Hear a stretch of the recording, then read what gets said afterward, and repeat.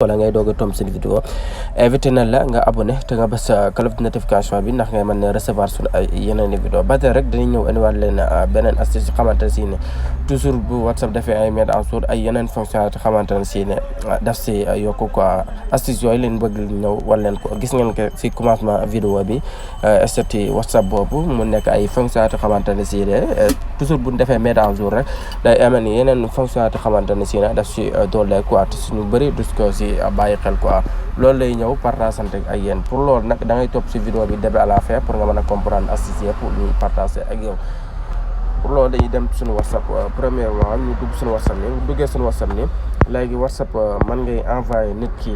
message vocal nii par exemple ñu bëlike ni vocal bi nii yaa ngi wax ni bu la neexee booy wax mën ngaa pause nii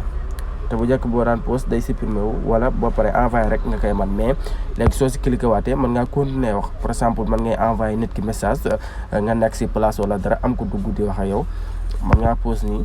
boo posé nii mën nga wax ak moom mu pare booy ñëwaatee da ngay cliqué rek continuer sa vocal mu daal di dem yaakaar naa lii ay fonctionnalité xamante ni si na dolli ko na si biir WhatsApp bi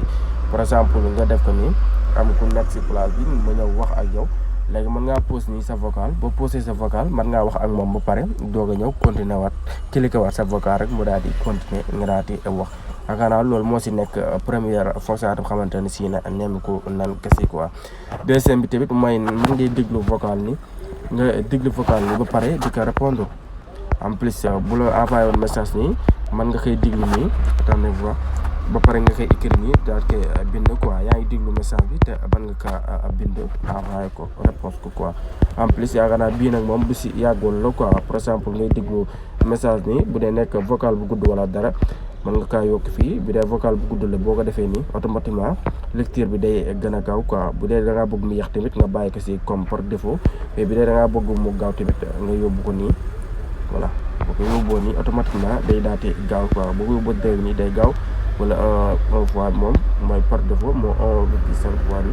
boobu tamit day xaw yem quoi mais 3 fonctionnalités yooyu lan xam ne neem ko naan kese quoi voilà j'espère que gars yi astuce bi leer na di leen wax ngeen wéy di abonné tey partager tey like vidéo yu baax ndax moo ni may doole si biir YouTube bi di leen dig daje à la prochaine vidéo incha allah.